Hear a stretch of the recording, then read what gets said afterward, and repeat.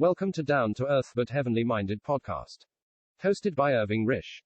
Jewish Bondage and Christian Freedom, or Jewish and Christian Worship Contrasted. By J. L. Harris. The New and Living Way. Hebrews 10:20.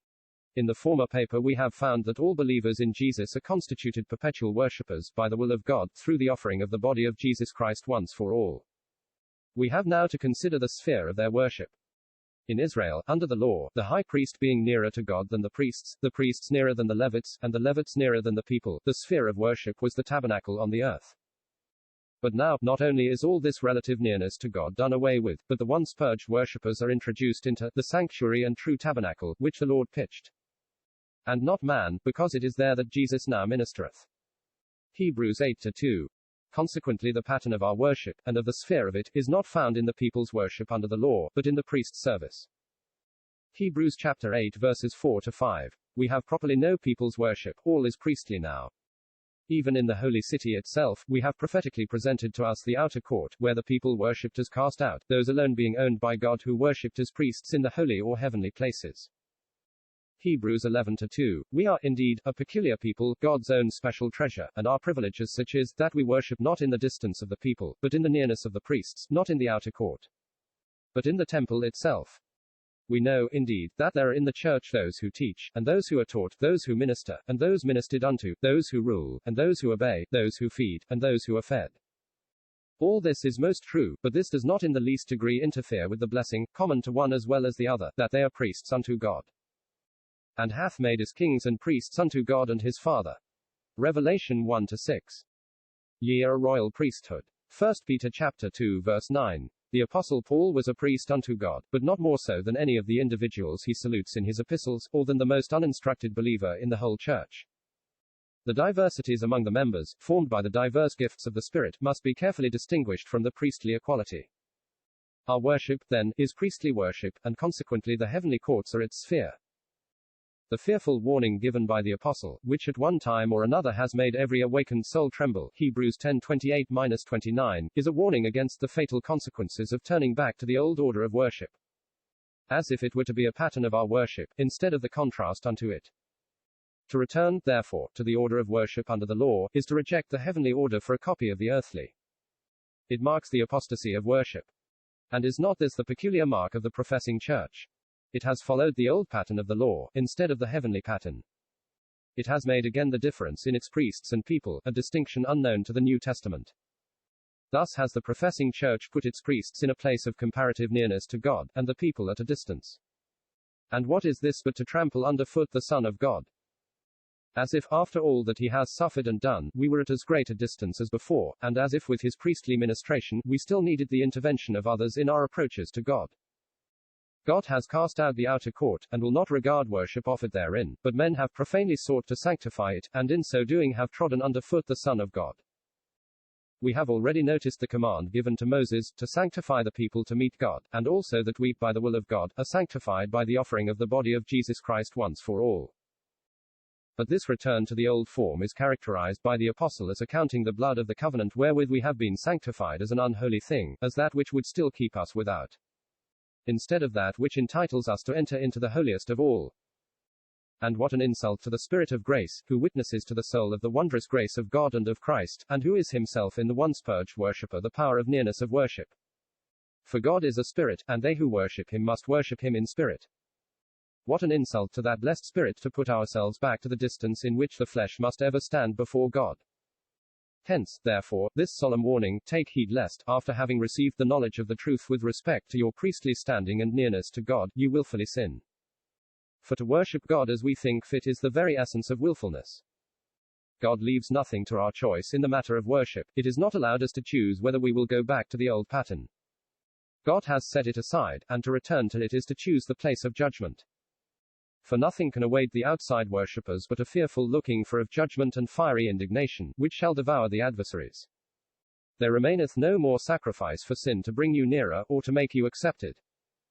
Jesus is not waiting to offer that, for he has done it once for all, but waiting till his enemies be made his footstool. But even the priest's service in the holy place, near as it was, is but partially the pattern of the service of the saints now. For now all relative nearness is done away with, and we must take the sphere of the ministry of the high priest himself to complete the pattern of our standing now. While the first tabernacle was standing, the way into the holiest of all was not yet made manifest, i.e., laid open. Hebrews 9-8. The priests, though able always to enter into the holy place, could proceed no further. The beautiful veil concealed from their eye the most holy place. The veil of blue, and purple, and scarlet, and fine twined linen, with its cunning work of cherubims, all open to their view, might indeed tell them of the glories concealed behind it, but the golden altar, the ark of the covenant overlaid with gold, with the golden pot of manna, and Aaron's rod that budded, and the tables of the covenant were all concealed from their sight. The immediate presence of him who dwelt between the cherubims on the mercy seat was inapproachable by them. That was accessible to the high priest alone, and to him but once a year, and then not without blood, which he offered for himself and for the errors of the people. Mark, the high priest could not enter into the holiest of all at all times, as the priests could into the holy place. He could not enter there as a once-purged worshipper. For he went there on the very ground of sin not being put away forever. But now all is laid open. By the blood of Christ the way is opened into the holiest of all. How significantly was this marked by the veil of the temple being rent in twain when Jesus hung upon the cross. Yea, Jesus himself is the way, the living way. If there be a veil, he is that veil, not to conceal anything of God behind it, but to bring out all that may be known of God to view.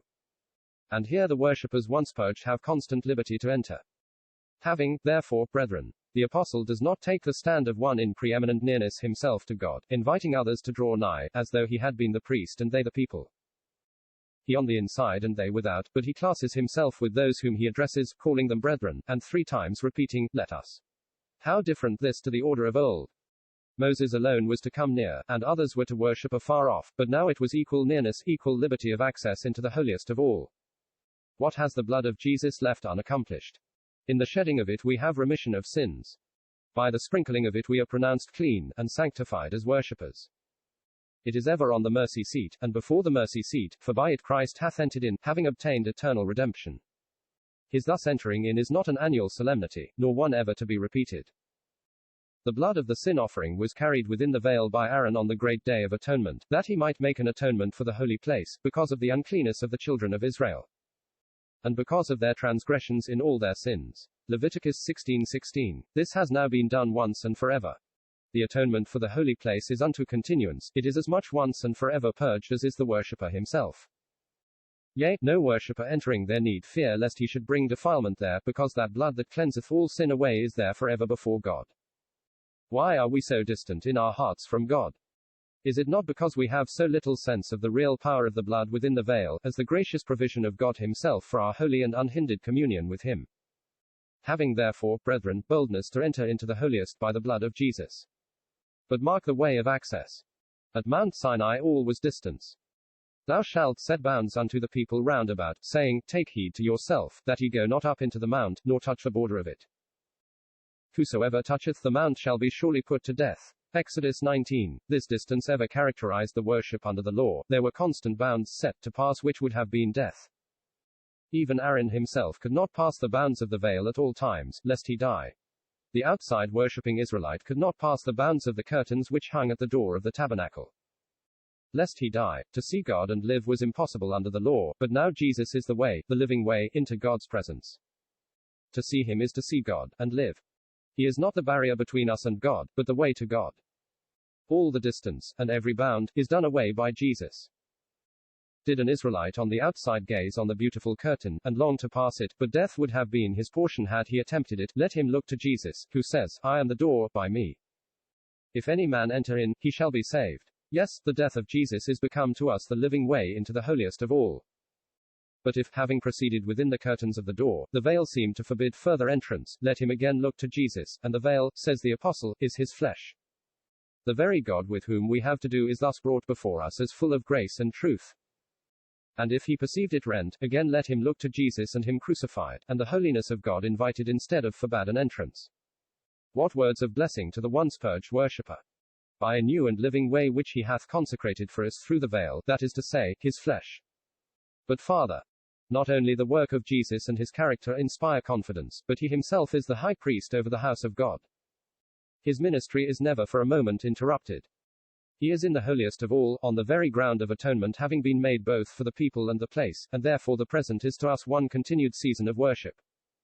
How needful is this promise to give us confidence in entering into the holiest. The high priest has not to go into the house, he is there constantly, and has taken a place which Aaron never could take in the tabernacle. He is over the house as his own, he is master of it. He openeth, and no man shutteth. It is literally a great priest over the house of God, or great high priest, as we have it in the 4th chapter. The worshippers themselves now enter into the privileged place of the high priest, themselves taking the standing of high priests in this respect, not simply of priests entering into the holy place. Hence they need a great priest, one who is over the house, even over them. Hebrews 3-6. This must not be forgotten. We are not priests in our own right, neither are we free of the house in our own right. All hangs on the great priest, and our entrance into the holiest of all, now by faith, and in due time actually, is that which declares to us how much we are debtors to his grace.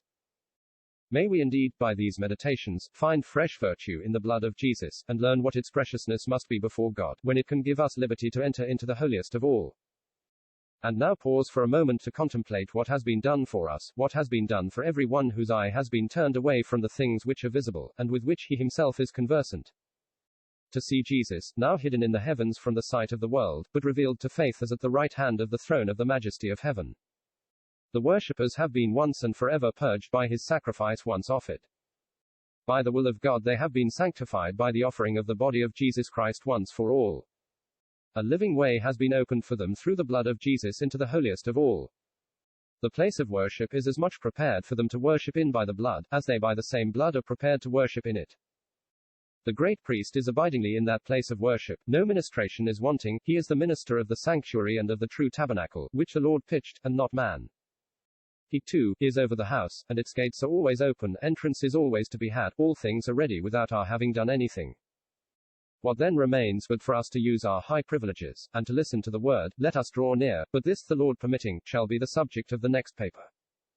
But is there not reason for deep humiliation on the part of Christians, who own assuredly the preciousness of the blood of Jesus for remission of sins, but who do not regard its preciousness as having purged the place of worship for those whose sins are forgiven? An Israelite was taught two things by the blood of the sacrifice. Almost all things are by the law purged with blood. And without shedding of blood is no remission. Many a soul which has been taught the value of the blood in the latter sense has never regarded it in the former. Many a Christian, who would be alarmed at anything which would imply that something was yet to be done by Jesus for justification, is quite unconscious of nullifying a most important part of the work of Jesus, that affecting worship, by the ritual to which he is subjected. The truth preached cheers his soul and leads into happy liberty. The ritual is submitted to as a point of decency, and in many instances tolerated only for the sake of the sermon. But what a fearful degradation of worship is this! What an undervaluing of the blood of Jesus! What a forgetfulness of our priestly place as worshippers once purged for the heavenly courts themselves! The Lord pardon his saints for having so insulted his grace in the mode and character of their worship, and lead them by his Spirit into the only place of acceptable worship, the holiest of all.